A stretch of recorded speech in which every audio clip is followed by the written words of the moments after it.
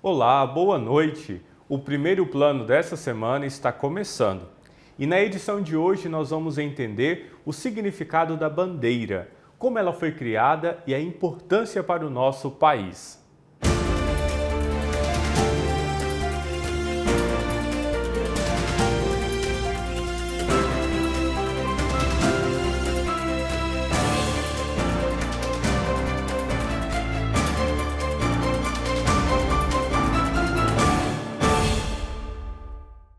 Todo mundo conhece a bandeira nacional, mas como chegamos até ela?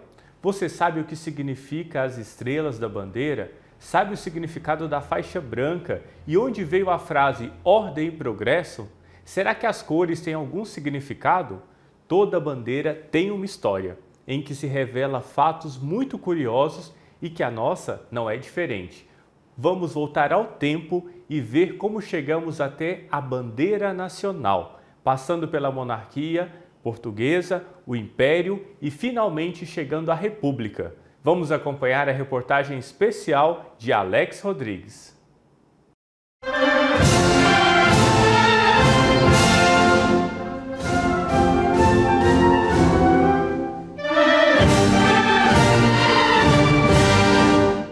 A bandeira nacional representa muito. Apresentá-la nos momentos históricos ou de alguma conquista se tornou um ato muito visto aqui no Brasil. Ao lado do hino, são os dois símbolos nacionais mais utilizados e conhecidos do grande público.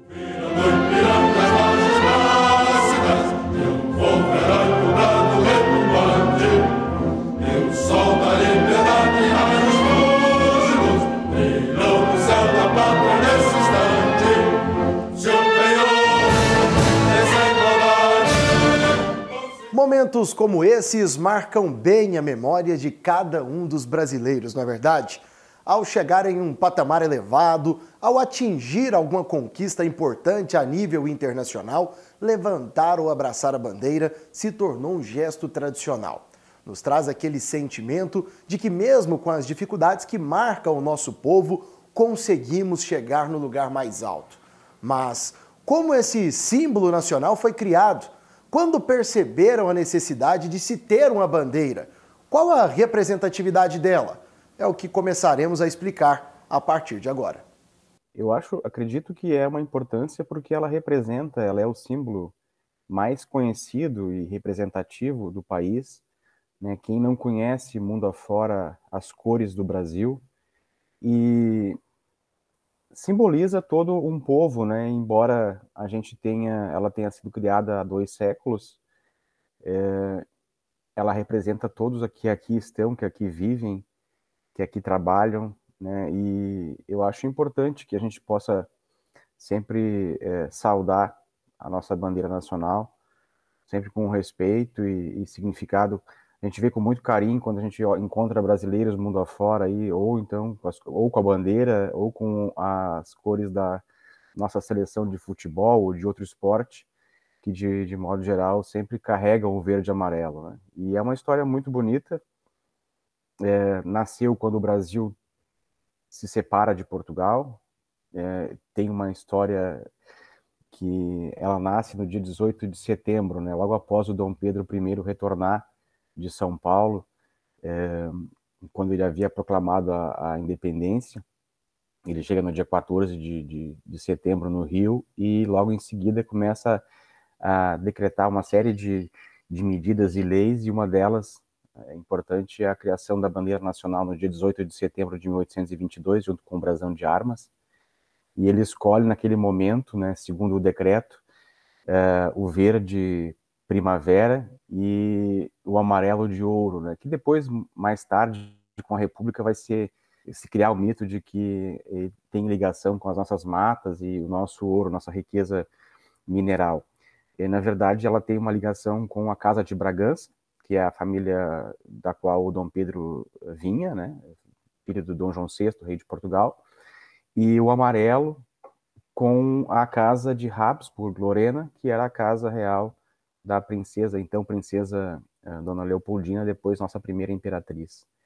E ela tem um formato de losango amarelo em ligação, em uma referência que era muito comum na época começo do século XIX, principalmente na França, pós-Revolução Francesa, no exército de Napoleão, principalmente, da qual Dom Pedro era um grande admirador.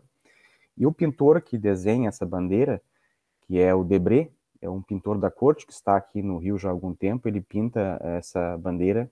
Então, como ele tinha origem francesa, usa elementos franceses também ligados à maçonaria. O civismo foi intensificado na rotina das pessoas no governo Getúlio Vargas em 1936, quando passaram a executar com frequência o hino nacional nas escolas públicas e privadas e faziam o hasteamento da bandeira. O intuito era fazer com que aqueles estudantes passassem a ter um amor maior pela pátria. Gigante pela própria natureza, és bela, és forte, o pálido colosso. Se teu futuro espelha essa grandeza, terra dourada, entre outras mil és tu, Brasil, ó pátria amada. Dos filhos deste sol és mãe, gentil, pátria amada, Brasil. Nos colégios militares espalhados pelo Brasil, diferente de grande parte das demais instituições de ensino, a tradição é mantida e a bandeira é hasteada diariamente. Cada aluno tem sua posição sobre a representatividade deste símbolo. Bom, na bandeira do Brasil tem diversas coisas, né, que dão orgulho, né, pelo menos para mim. O que eu mais gosto da bandeira são o significado da bandeira, né, as cores, verde, amarelo, branco e as representações das cores, por exemplo, o verde que representa as nossas matas, né, que são uma das grandes riquezas que o nosso país tem. Eu gosto também do verde, ou do amarelo, né, que representa o ouro, né, também os valores, né, que nós temos aqui. Olha, a bandeira nacional, a bandeira do Brasil, ela representa o máximo do patriotismo, né? Contudo, suas cores e a cada hasteamento dela e presente no hasteamento é mais uma comprovação de que eu amo a minha pátria, né? Então, sempre poder a oportunidade de estar hasteando frente ao pavilhão nacional, recebendo o comando de Ordem Unida para apresentar e hastear a bandeira. Então é sempre um orgulho, um amor imenso à bandeira, um amor imenso ao momento e um amor imenso ao Brasil. A bandeira nacional para mim, é o nosso maior símbolo. Porque muitas guerras, muitas batalhas foram travadas em momentos hostis para que um dia pudéssemos ter paz. E que um dia, né, grandes guerreiros, por exemplo, Marechal Deodoro da Fonseca, que proclamou a República aqui no Brasil, Dom Pedro I, que proclamou a independência. Então, até chegar nessa bandeira que temos hoje, devemos honrar grandes nomes no passado, né, que deram suas vidas para que um dia nós pudéssemos honrar ela. Nas instituições de ensino conduzidas por militares, a presença no hasteamento da bandeira é obrigatória. Antes de entrarem para as salas, os alunos se encontram ali, sempre 10 minutos antes do horário inicial das aulas. Posicionados frente à bandeira do Brasil, outros hinos, como o estadual e da Polícia Militar, são cantados, além do nacional. Diretor do Colégio Estadual da Polícia Militar em Goiás, na unidade Ayrton Senna, o Major Edmilson Ferreira entende que essa honraria à bandeira é algo que precisa ser mantido onde já é feito e resgatado onde deixou de acontecer. A bandeira nacional representa o nosso povo, o nosso país, representa a nossa nação. As escolas no passado, as escolas principalmente públicas, elas cultuavam os símbolos nacionais e isso foi perdido com o tempo. As escolas militares têm resgatado essa perda. Então nós cultuamos todos os dias, a todo instante da nossa vida, principalmente nossa vida profissional, os símbolos nacionais e principalmente a bandeira do Brasil. Responsável por milhares de crianças e jovens que passam pelo colégio, ele entende que os símbolos nacionais precisam ser bem mais valorizados, como já foram em outros períodos do Brasil. No passado, a nossa geração, né, até a nossa geração, a minha geração, nós cultuávamos o tempo todo e dávamos valor aos símbolos nacionais, ao Brasil, à pátria, né? E hoje nós sentimos que a população, a sociedade, aos poucos tem perdido esses costumes. No quadro de professores, a Cristina Barbosa observa de perto a aceitação dos mais novos em relação ao civismo. Além de trabalhar com os alunos de diversas idades, ela é mãe de 2 rapazes. Um já concluiu sua formação no Colégio Militar. O outro está próximo disso. Ela entende que o resgate da cidadania e do civismo é o que faz com que várias famílias procurem a metodologia de ensino. No Dia da Independência, feriado nacional, os estudantes procuraram a direção da escola com o intuito de apresentar algo referente ao patriotismo e foram autorizados. Atitude que confirma a aceitação que eles têm por aquilo que é proposto. É um momento que ele se torna hábito, né? Então, todo dia eles chegam, tem um horário certo de entrar à escola. E esse momento do hino é um momento que eles estão ali colocando realmente o sentimento deles, né? Muito difícil acontece algum evento extraordinário assim, que de não poder, às vezes um período que não acontece de não ter uma formatura militar, ele sente falta, né? Então não é nada que é obrigatório, né, com relação imposto por eles, porque faz parte disso. O dia que a escola não cobra, o dia que a gente não tem a formatura, eles cobram da escola. Então, assim, é uma coisa que... A escola militar, eu falo assim, muito para alguns pais. O colégio militar é para quem quer e para quem aceita o regulamento, para quem aceita a forma que a escola trabalha o civismo e a cidadania. Então, assim, tem vários modelos de escola hoje no estado de Goiás, mas a referência hoje no estado de Goiás que a sociedade busca é esse modelo militar, justamente por questão desse civismo, justamente questão da valorização, né, da bandeira e do hino ser utilizado como uma forma de referência mesmo dentro da escola. Saindo das escolas e levando o contexto para as ruas, atualmente no Brasil as pessoas têm associado bastante a bandeira nacional ao governo. Até mesmo a camisa da seleção brasileira, com as cores verde e amarelo, se tornou um acessório muito presente nas manifestações políticas, sendo utilizada para representar o patriotismo. E se a bandeira hoje foi resgatada, digamos assim, por um governo, foi porque outros a jogaram no chão. Então, assim, eu acho que não é de um governo ou de um governante, não é de uma pessoa, né, de um personagem político, acho que ela é do povo brasileiro, e a gente precisa entender isso, a gente precisa... eu acho que durante muito tempo, por exemplo, as escolas do Brasil não trabalharam a questão da identidade nacional, né, a gente tem dificuldades hoje, por exemplo, nas escolas, eu não digo nem de cantar o hino, mas de entender como funciona uma república.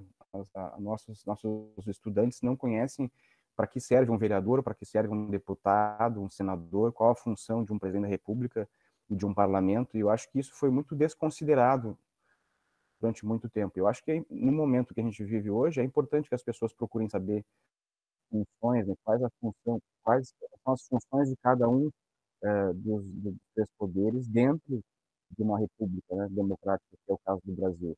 Para chegar ao desenho atual, a bandeira brasileira passou por muitas mudanças. Alguns significados que são apresentados hoje, se referindo a cores e formas geométricas, por exemplo, em outro momento tinham representatividade completamente diferente. Ela passou por vários processos de transformação ao longo do século XIX, principalmente, né, nos dois momentos, primeiro no momento em que ela está sendo construída, né, que é a questão do 1822, a primeira versão, há uma pequena alteração quanto à coroa imperial que vai ser usada, né, antes de ter o que nós conhecemos hoje com o globo e as estrelas e a faixa, a ordem e progresso. Durante o Império nós tínhamos uma coroa, o escudo brasão brasileiro, que fazia referência a Portugal, né, e ele tinha cores galhos, né, ramos de tabaco, enfim, que era uma das grandes produções do Brasil. E isso foi alterado depois com a República. Havia, na época, uma grande movimentação, a bandeira republicana, do grupo republicano, ela era diferente. A primeira bandeira usada entre 15 e 19 de novembro de 1889, ela era do Clube Republicano, Lopes Trovão, e essa versão, ela era uma versão muito parecida com a versão norte-americana, a Stars and Stripes, que é estrelas e faixas, né? Então, a bandeira que ela é usada naquele momento do 15 de novembro de 1889, quando a República é proclamada e a monarquia é derrubada, é essa bandeira, com faixas, também com as cores verde e amarela, mas no sentido muito parecido com a bandeira americana. E aí depois, no dia 19 de novembro, há um decreto que dá forma ao que nós conhecemos hoje com a bandeira do Brasil, que é o globo, né, azul, e a faixa Ordem e Progresso, que é uma frase do Auguste Comte, é um pensador francês, é um trechinho da frase, né? A frase por inteira é amor por princípio e ordem por base, o progresso por fim. É uma visão positivista, né, do mundo, e ela foi colocada na esfera, né, do globo.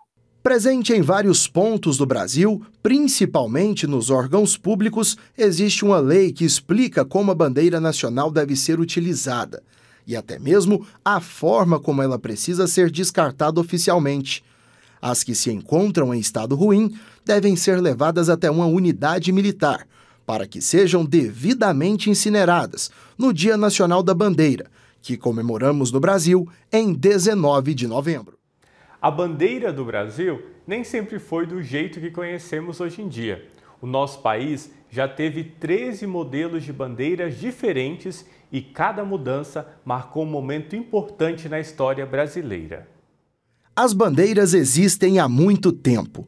Na antiguidade, elas eram utilizadas para definir que determinado local pertencia a alguém, ou simplesmente para simbolizar um distanciamento ou algum ponto importante para ser observado. Desenhos infantis, filmes antigos e histórias costumam mostrar a colocação de bandeiras como representação de um marco. Um exemplo é a Lua, com as bandeiras dos Estados Unidos e da China. No período das descobertas continentais e da colonização de países, as bandeiras também eram utilizadas quando uma embarcação chegava a determinado ponto, como forma de mostrar aos que chegassem depois quem esteve primeiro ali. E dentro desse assunto tão importante que estamos abordando, relacionados às bandeiras, vamos conversar aqui com o Tiago Berg, vexilólogo, acho que é isso mesmo, uma palavra um pouquinho difícil, mas acho que pronunciei da forma correta, Tiago. E você trabalha numa função de estudo, né, de desenhos. Explica mais pra gente o que você faz relacionado às bandeiras. Bom tê-lo conosco. Muito obrigado. Exatamente, a palavra é vexilólogo e ela deriva da palavra vexilologia. Esse trava-língua, na verdade, tem relação com o estudo das bandeiras, o seu significado, a sua história e também os seus usos, né? Então, quando nós falamos em estudo das bandeiras, a palavra é vexilologia. Quem pratica o estudo das bandeiras é o vexilólogo. E, inclusive, quem atua no desenho, confecção, no design das bandeiras, recebe o nome de vexilógrafo. Então, esta palavra é referida ao estudo das bandeiras, e nós abordamos desde as bandeiras históricas, as bandeiras nacionais, regionais, locais, inclusive várias categorias, até existem bandeiras pessoais que as pessoas criam. E assim, Tiago, aproveitando aqui, né, a sua participação com a gente, saber de você, quando surgiram as bandeiras modernas? Porque nós sabemos que elas passaram, né, ao longo da história por um processo de modernização. E quando é que isso aconteceu? Exatamente, nós temos que lembrar o seguinte, quando nós falamos modernas, nós estamos nos referindo ao final da Idade Média, mas, logicamente, desde o Egito Antigo, haviam estandartes que se pareciam com bandeiras, né, que eram, inclusive, os vexilos. E, logicamente, a primeira versão de pano, de uma bandeira de pano, surgiu durante o Império Romano, que era o vexillum. E por isso que o estudo das bandeiras se chama vexilologia. Vem de vexillum, que é o estandarte, e logos, o conhecimento acerca das bandeiras. Durante a Idade Média, muitas bandeiras passaram a ter águias, leões, imagens de santos, espadas, E aconteceu o seguinte, elas eram muito complicadas de serem confeccionadas. Então, quando nós temos a passagem aí do século XVI, nós temos uma revolta que ocorreu, inclusive, na Holanda, e essa revolta foi vitoriosa, e em 1572 foi adotada a primeira bandeira moderna, por assim dizer, que são aquelas bandeiras mais simples, tricolores, que era justamente a bandeira holandesa, a tricolor holandesa, chamada Prinsenvlag, que era a bandeira do príncipe de Orange. Então essa é a primeira bandeira moderna. Mas as bandeiras nacionais, elas se popularizam entre o final do século XVIII e o início do século XIX. Algumas bandeiras se tornaram mais importantes que outras ao longo da história. Existem atualmente famílias entre elas, com origem num antepassado único, como são os casos das bandeiras escandinavas, baseadas na da Dinamarca, e das bandeiras africanas, baseadas na da Etiópia. Apesar de carregar traços, cores, formatos ou desenhos que retratam ligação com outras nações, cada país tem seu motivo para chegar na imagem que é utilizada atualmente. Os vexilólogos analisam a ideia apresentada nas mais diversas bandeiras que existem. Apesar da maioria delas serem bem simples e até fáceis de se desenhar num papel, elas são carregadas de conteúdo. E existem muitas curiosidades dentro de cada uma. As bandeiras são muito curiosas. Vamos fazer um tour agora por algumas bandeiras curiosas que são interessantes. Por exemplo, existiu uma bandeira que causou uma tremenda confusão nos Jogos Olímpicos de Berlim em 1936. Essa bandeira era de um país que participava pela primeira vez daqueles Jogos Olímpicos. Uma nação muito pequenininha na Europa, localizada entre a Suíça e a Áustria, chamada Liechtenstein. Liechtenstein usavam uma bandeira simples, bicolor horizontal, nas cores azul e vermelha. Só que essa bandeira era a mesma bandeira usada como estandarte civil pelo Haiti. Então, quando eles chegaram com essa bandeira, eles perguntaram, nossa, vocês são do Haiti? Não, nós somos de Liechtenstein, aqui perto da Alemanha. Nossa, mas a bandeira de vocês é muito parecida com a do Haiti. E a bandeira do Haiti, por acaso, ela tem influência no seguinte fato. Em 1804, com a Revolução Haitiana, o general Dessalines rasgou a bandeira francesa, a tricolor francesa, retirou o branco e recosturou as cores azul e vermelha. Então essa foi a bandeira do Haiti. E o que acontece? O Haiti passou a usar esse símbolo como a sua bandeira nacional. Aí quando teve essa confusão, o que aconteceu com o Liechtenstein? Os atletas voltaram para o país de origem e falaram, olha, a nossa bandeira é parecida com outro país. E aí Liechtenstein adotou uma coroa de príncipe para diferenciá-la da bandeira civil do Haiti. Então essa é uma história muito curiosa que envolve confusão, Jogos Olímpicos, e praticamente nós fizemos um tour aí desde o pequeno Liechtenstein até praticamente a França, e essa história é interessante pelo fato de que as bandeiras elas devem ser simples, mas elas devem ter uma comunicação efetiva, terem símbolos distintos, né? Um outro exemplo que eu dou de bandeira curiosa, por exemplo, é a bandeira de uma nação do Caribe que talvez pouca gente conheça, que é a nação chamada Barbados. Barbados adotou uma bandeira que tem uma figura muito peculiar, um tridente. Então você tem ali as faixas azuis representando o Mar do Caribe, a faixa central amarela representando as praias, né, dessa ilha, e o tridente negro. O que representa aquilo, né? Esse tridente ele está quebrado. Curiosamente, por quê? Porque Barbados foi uma colônia britânica e a bandeira que os britânicos usavam em Barbados era justamente uma representação da deusa Britânia, ou alguns dizem que era até a rainha Vitória, lá no século XIX, segurando um tridente. Quando em 1966 Barbados declara sua independência, ele rompe com o domínio britânico. Então, o tridente quebrado significa que os laços coloniais com a Grã-Bretanha foram quebrados.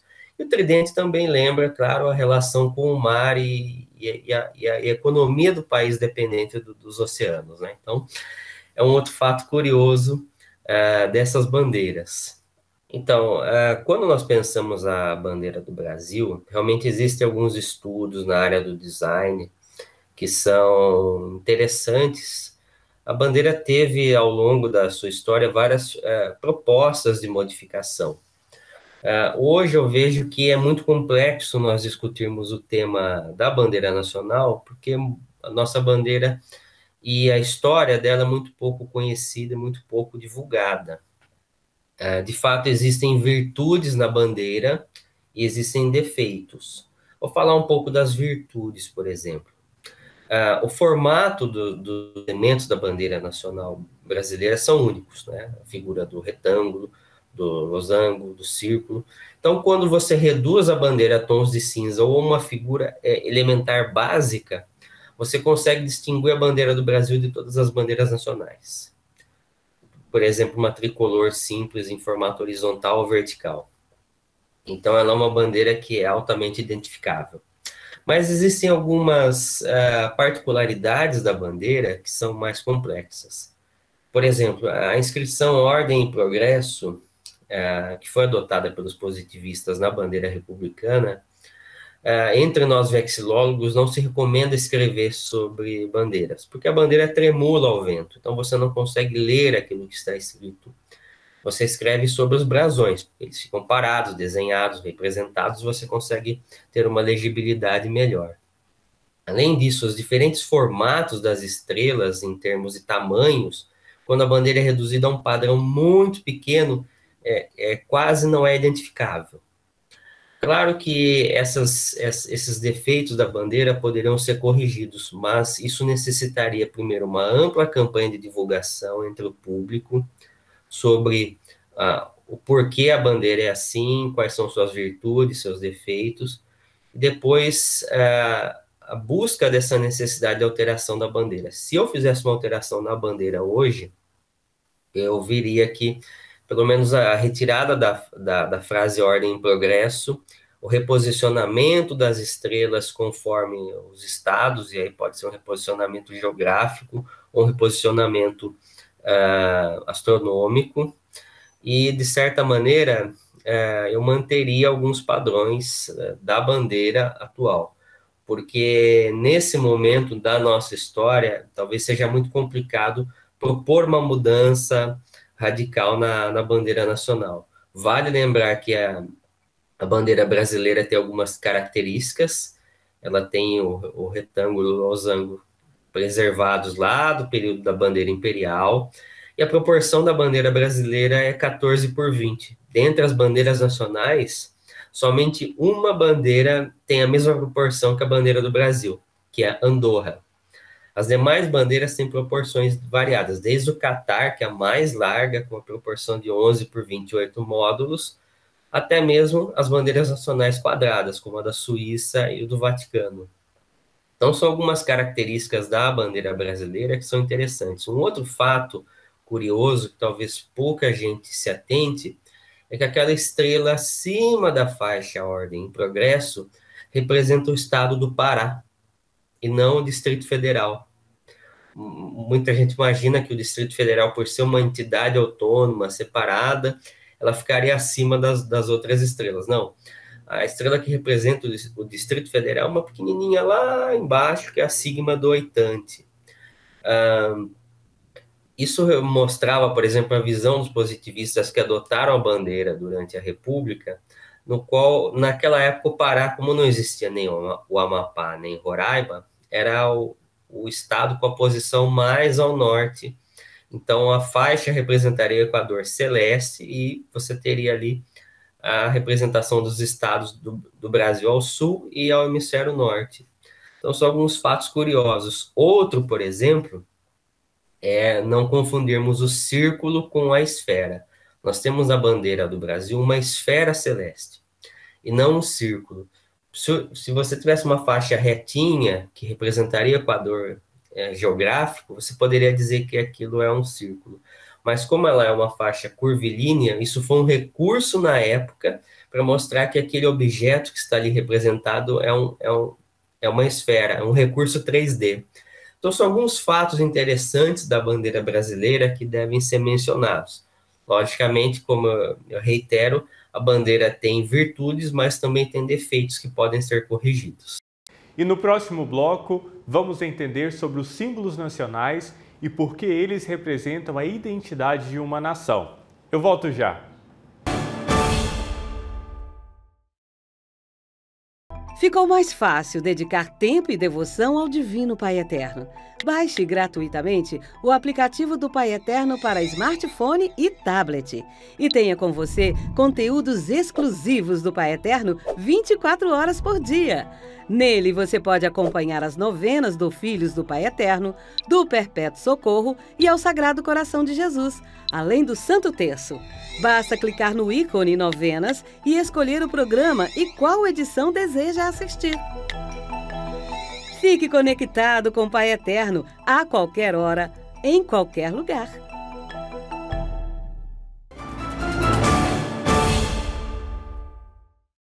Os símbolos nacionais são elementos que representam a união de um país, havendo valor histórico e de identificação de um povo com a sua nação. Todos os países possuem símbolos nacionais, usados em eventos e cerimônias internacionais. São exemplos desses símbolos a bandeira, o selo e o hino nacional. A nossa repórter Lohane Castro explica isso para nós. Era 19 de novembro de 1889 quando foi criado o Brasão de Armas, um símbolo da glória, honra e nobreza do Brasil. 4 dias antes, o país havia se tornado república e tinha como primeiro presidente o Marechal Deodoro da Fonseca. O Brasão de Armas ou Brasão da República foi um símbolo para mostrar a passagem da monarquia para a república. No centro dele há um escudo em forma de círculo e sobre ele uma estrela verde e amarela de 5 pontas. O Cruzeiro do Sul está no centro, sobre uma espada. Um ramo de café está na parte direita e um de fumo à esquerda, representando os 2 principais produtos agrícolas do Brasil imperial. Uma faixa sobre a parte do punho da espada apresenta a inscrição República Federativa do Brasil. Em outra faixa, abaixo, apresenta-se 15 de novembro e 1889. Outra vez, uma representação visual da nação brasileira. Vai representar o quê? Valor, virtude nacional, né? Está representando essa república nascente, né? Esse país que tá surgindo. Então, eu falei para você, desses 2 ramos, né? O brasão é um símbolo antigo, né? Você pode lembrar de brasão das armas, vão surgir lá na Idade Média. Então, que ele vai identificar um grupo, pode significar, que é o nosso caso, né? A insígnia de uma nação, pode significar insígnia de uma família, de uma corporação. Então, eu tenho essa questão simbólica, né? Outro símbolo nacional é o selo, instituído em 1889 no governo de Marechal Deodoro da Fonseca. Ele é usado para a autenticação de documentos oficiais, atos do governo, diplomas e certificados emitidos por unidades de ensino reconhecidas. O selo nacional foi atualizado pela última vez em 1992, quando foram inseridas as estrelas representativas das novas unidades federativas, formando então um total de 27 unidades federativas. O selo nacional ele acompanhou ao longo do tempo também a evolução da esfera celeste da bandeira brasileira. Uma das razões da criação do selo nacional vem justamente numa época em que você tinha a necessidade de criar uma nova identidade visual do Brasil. Nós estávamos no fim do Império, finais do século XIX, o Império estava com uma imagem muito desgastada, houve a proclamação da República e houve a necessidade de se romper com os antigos símbolos do Império. Nessa questão, é que surge a bandeira brasileira, com as alterações apenas em relação à substituição do brasão imperial. É adotado também um novo brasão de armas, e dentro dessa identidade visual também é adotado o selo nacional, que tem como objetivo criar essa nova imagem de um Brasil republicano, com novos ideais, que visava justamente buscar aí maior autonomia aos estados.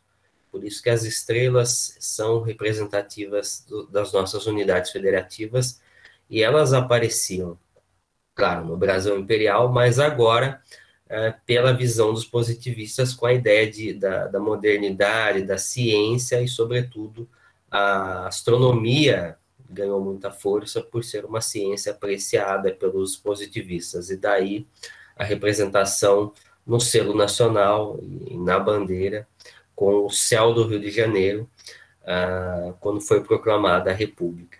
Os símbolos nacionais são protegidos por uma lei criada em 1º de setembro de 1971, que padroniza e define as dimensões, padrões, cores e representações dos símbolos. Em geral, o selo ele tem sempre um formato redondo, ele é delimitado pelo formato redondo, enquanto o brasão de armas ele é composto, sobretudo, por um escudo, que é a representação ligada ao formato do escudo, que ele pode ser tanto circular, ele pode ter uma base pontuda, ele pode ter um formato mais retangular, só que o brasão ele tem sempre ornamentos exteriores, que nós chamamos, que são justamente aqueles que não estão dentro do escudo.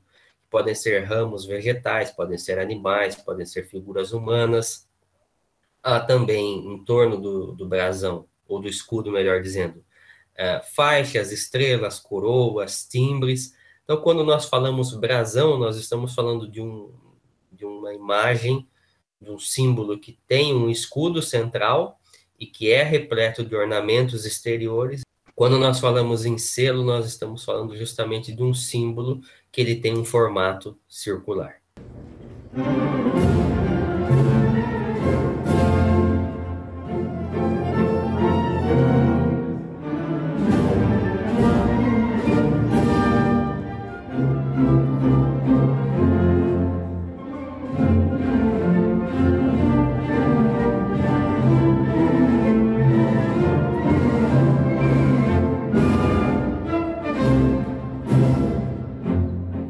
O hino nacional faz parte dos 4 símbolos nacionais e ele está ligado à história do país. Mas antes de ser chamado assim, era conhecido como o hino de 7 de abril, para comemorar a renúncia de Dom Pedro I, que ocorreu nessa data em 1831. A primeira execução do hino ocorreu dias depois, em 14 de abril, e a segunda foi em 3 de maio, quando foi instaurado as câmaras legislativas. Ele ainda teve nome de Marcha Triunfal e, por fim, Hino Nacional, só que nesse período ainda não tinha letra.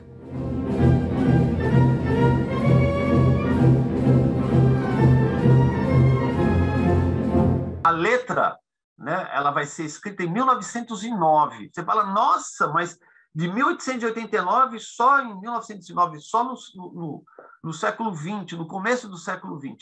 A melodia, né, a melodia data de 1831, é antiga, ainda da época da monarquia, mas a melodia fica, né, eu não altero a melodia, só que eu vou criar uma nova letra que vai simbolizar esses novos tempos aqui. Quais são esses novos tempos? A República. Já tinha hino, tudo, né? Mas a melodia fica com o advento da proclamação da República, eu vou mudar a letra. Então, eu preservo, obviamente, a questão da melodia. Inclusive, por questão de identificação, eu não posso ter uma mudança completa, né? Eu estou falando que eu não posso do ponto de vista político, de vontade, mas das pessoas, né, da população brasileira já tem identificação com aquela melodia. E eu vou criar uma nova letra, né? Uma nova letra pela segunda vez, simbolizando os novos tempos, simbolizando o advento da República.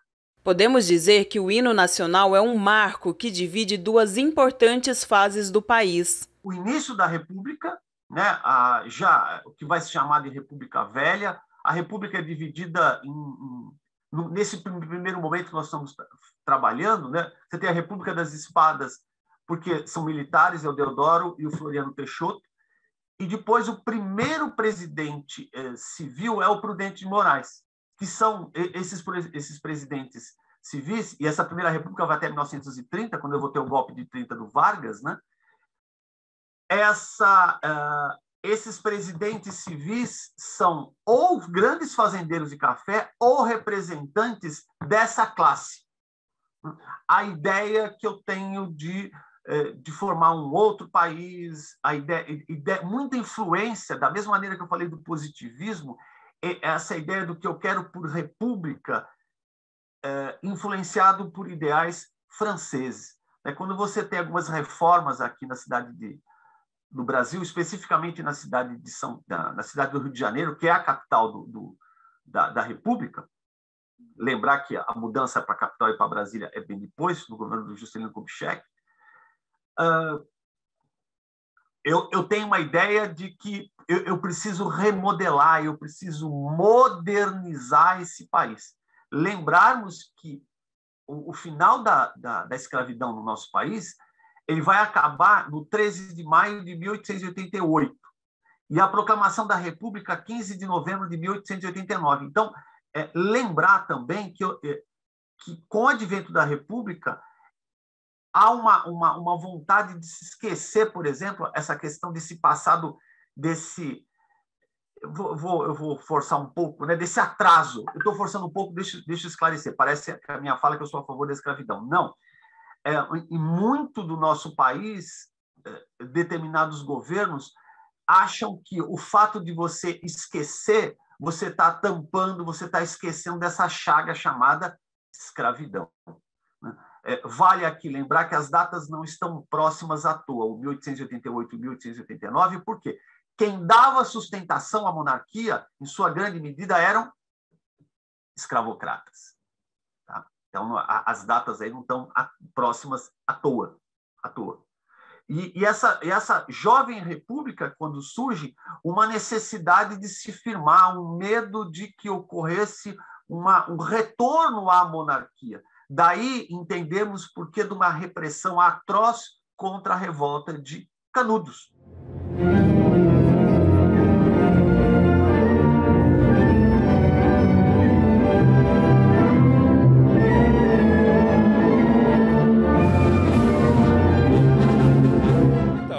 A melodia, ou seja, a música do hino nacional foi composta em 1831, né, pelo Francisco Manuel da Silva, né, e naquela ocasião usaram uma outra letra para esse hino. E ele teve várias letras assim no decorrer do século XIX, mas a música sempre mantendo aquela música tradicional do Francisco Manuel da Silva. Com o advento da proclamação da República, o Marechal Deodoro da Fonseca resolveu fazer um concurso para se criar um novo hino. Chegaram até a sugerir que a Marselhesa, que é o hino da França, fosse adotado como hino oficial brasileiro, e fizeram até um concurso entre vários compositores eruditos da época, para se fazer uma nova música, mas essa música do Francisco Manuel da Silva estava tão enraigada, ela está na memória do povo, que ela foi mantida. O hino nacional foi composto em uma época chamada de parnasianismo, uma escola literária ou um movimento literário poético e contemporâneo do realismo-naturalismo. Por isso, tem tantas palavras de difícil compreensão, uma linguagem que não é usada atualmente.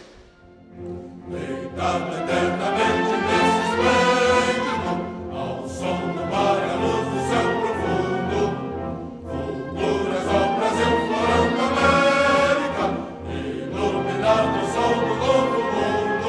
O hino nacional exalta e representa a grandeza do território brasileiro. Ele fala das belezas naturais, riqueza de biodiversidade, das matas verdes e toda a paisagem natural que forma o país.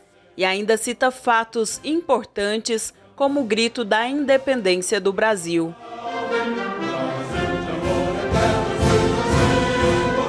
E como é tocar essa melodia? Ela é complicada ou é uma melodia muito simples? Olha, é uma melodia elaborada, ela é muito ritmada numa forma de uma valsa, uma marcha triunfal, né? Como se fosse uma marcha triunfal. Então, às vezes, como ela para os instrumentos tem muita ornamentação, muita elaboração, às vezes fica um pouquinho complicada a execução, e a gente sabe que mesmo muitos brasileiros ainda não têm assim o domínio total da letra, às vezes se confundem, a letra é uma letra um pouquinho parnasiana, bem elaborada. Então, tanto a música, ela tem a linha melódica e juntando com os ritmos, ela se torna um pouquinho complicada e exige um certo preparo dos músicos, como a letra, que tem uma complexidade para a nossa cultura do dia de hoje. Então, não é um hino tão simples assim, mas é um dos hinos mais bonitos aí entre os hinos dos países que nós conhecemos. A execução do hino nacional é obrigatória em eventos públicos, juntamente com a bandeira do Brasil, além de ser tocado uma vez por semana em escolas militares. Para cantar o hino, é necessário uma postura e é proibido bater palmas ao final. Inclusive, essa regra está na lei de 1º de setembro de 1971.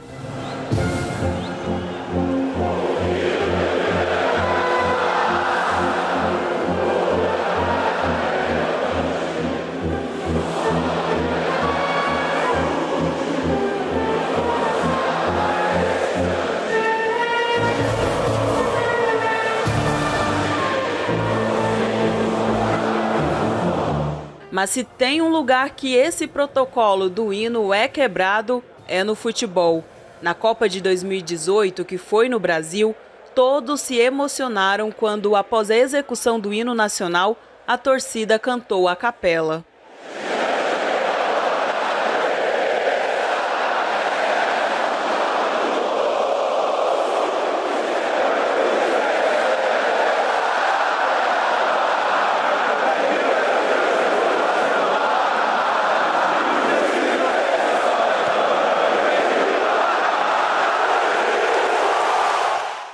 O Brasil é conhecido no mundo afora como o país do futebol. Por isso, a camisa da seleção brasileira é motivo de orgulho e tornou-se um símbolo nacional não oficial. Os símbolos nacionais são símbolos instituídos pela Constituição, reconhecidos pela Constituição, fazem parte da história do nosso povo brasileiro. Agora, o Brasil, né, o brasileiro, é um povo que gosta de uma simbologia, que gosta de uma representação iconoclástica, vamos dizer assim. Então, essa questão com a seleção brasileira, ela foi construída por décadas, essa paixão pelo futebol, tanto que boa parte dos heróis nacionais, vamos dizer assim, vem do futebol, são esportistas, né? Nós temos o Rei Pelé, que é uma figura iconoclástica de um jogador de um esporte, mas que para o povo brasileiro tem um apelo emocional muito forte, uma representatividade muito forte. O café, por muito tempo, foi um símbolo nacional, sendo que o Brasil é o principal exportador de café do mundo, né? A camisa da seleção brasileira tanto que no meio futebolístico, a única seleção escrita com S maiúsculo é a do Brasil, né? A gente cooptou até a palavra seleção, né? A seleção é a nossa. Então a gente gosta disso, a gente gosta de ter elementos icônicos que nos representam, que representam o nosso sentimento. Portanto, encarar que a camisa, né, que o uniforme da seleção brasileira tem esse apelo simbólico é plausível, é possível, sim. Como vários outros podem surgir também ao longo do tempo. Né? Várias personalidades podem tomar esse espaço. Todo povo gosta de perceber que aquilo que ele sente prazer, que ele sente orgulho, é reconhecido internacionalmente e que identifica aquele grupo. É um processo mesmo de identificação. Então, isso aqui é nosso. A gente pode usar, a gente pode falar. Se você não é da gente, você não pode. Como estamos em ano eleitoral, é preciso dizer sobre o uso da camisa da seleção brasileira nos atos políticos. O que talvez você não saiba é que ela começou a ser usada ainda na época da ditadura militar para representar a população de direita. A seleção brasileira, ela foi usada ali no seu tetracampeonato como um trunfo da ditadura militar. Não é a primeira vez que o Estado mais conservador, mais à direita, usa da seleção brasileira como símbolo de patriotismo. Na verdade, a gente só vê a figura, a história se repetindo, né? É muito daquilo, você não conhece a história, você tende a cometer os mesmos erros. Lá em 1970, no tetracampeonato, a seleção, apesar de pesquisadores mais recentes, depois entrevistando jogadores da época, saberem que muitos deles não sabiam que ali eles estavam endossando a ditadura, mas, historicamente, o trunfo da seleção brasileira naquela Copa do Mundo endossou a ditadura militar daquele momento. Então, desde então, essas cores são usadas para representar o tal patriotismo, o tal amor à pátria. E mais recentemente, quando a gente estava tendo pautas muito progressistas, na época do Vale Transporte, os 20 centavos e tal, ali 2013, 2012, as manifestações elas eram muito ocupadas pelas cores vermelhas e preta, porque os manifestantes da época eram de esquerda, mesmo tendo um governo de esquerda, e os black blocs, que são a linha mais anarquista dos manifestantes. E aí, com esse discurso do Brasil acima de todos, que é antigo, não é novo, ele é lá de 2012, 11, 12, 13, ele foi tomando cada vez mais força. Esse termo foi endossado antes do surgimento da figura do atual presidente, e à medida do tempo ele foi ganhando mais força, à medida que as pessoas foram acreditando que realmente o nosso país estava sendo tomado por um possível comunismo, pelas possíveis cores vermelhas. E aí você vai dando mais endosso para o discurso do verde e amarelo, do amor à pátria. Você tinha uma preocupação de uma cultura, de uma pauta globalista, que ninguém nunca conseguiu explicar o que era esse medo do conservadorismo, porque era uma pauta que ninguém nunca defendeu, mas eles falavam muito dessa justificativa, né? Era uma insatisfação com a pauta globalista. E aí o slogan, que passou a ser carregado junto com a camiseta da seleção brasileira, pós-Copa do Mundo, foi essa do slogan do Brasil acima de todos, que aí foi popularizando até em 2018 ter se tornado o mote da campanha eleitoral presidente. Então, essa dinâmica de você usar um uniforme, você usar um símbolo nacional, que traz um apelo emocional muito grande, que tem representatividade para algum grupo, foi uma sagacidade, por quê? Porque era um símbolo que já estava lá, que resumia muito das paixões brasileiras. O povo brasileiro, em boa medida, é apaixonado pelo futebol. Tanto que se brincava por várias décadas que o momento que o brasileiro era mais patriota era na Copa do Mundo. Então, de onde surgiu necessariamente é meio difícil de prever, né? Quem teve a brilhante ideia. A questão era um símbolo facilmente adaptável, era um símbolo que já mantinha uma relação muito íntima, muito forte com boa parcela da sociedade, era um símbolo capaz e acessível a quase toda a população, vamos dizer assim, né? Principalmente ao grupo que se propôs a usá-lo prioritariamente, que é a classe média alta. Então, essa cooptação da camisa da seleção foi muito inteligente, foi uma estratégia muito boa. Num primeiro momento, numa dinâmica de nós somos patriotas, nós somos brasileiros, queremos defender o Brasil. Num segundo momento, e aí a estratégia da campanha de Bolsonaro se valeu muito disso, né? Não só de Bolsonaro, mas também dos candidatos do MBL em 2018, e vários grupos, né, que se colocam mais à direita no espectro político, perceberam que, bom, houve adesão. Então, se há aderência a um símbolo, bora trabalhar esse símbolo e buscar que esse símbolo nos represente.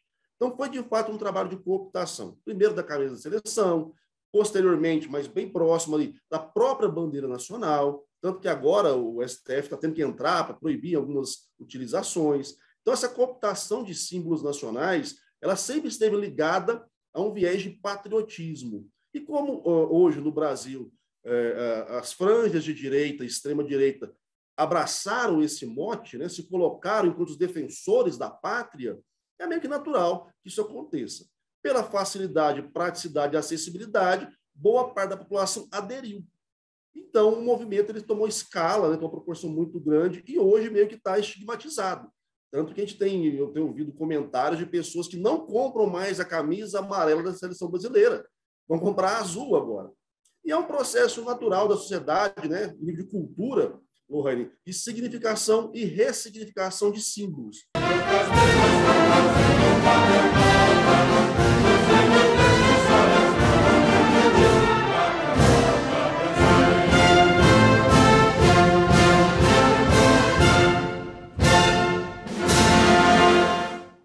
E o primeiro plano de hoje chega ao fim. E você já sabe, para rever o nosso programa, acesse o canal da TV Pai Eterno no YouTube. Até o nosso próximo encontro!